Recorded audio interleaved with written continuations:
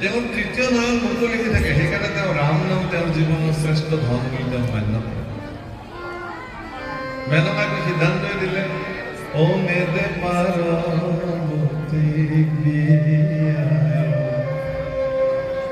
ওৰ পৰা আহিলে যুতীয়া ভাঙোৰা, সৰপে বান্ধোৱা হিয়াৰা, তোৰ ৰূপ দেখি মেনকাই দৰাৱে, নেদে পাৰ্বতী বিয়ায়। এটা ভয়ংকৰ ৰূপ দেখিছে, কিন্তু সেই ৰূপ দেখাৰ পিছতো সতীয়ে কিন্তু আচল ৰূপটো দেখিছে। তৃতীয় নয়ন সৰ্বাংগ সুন্দৰ ৰূপ কিহৰ কাৰণে?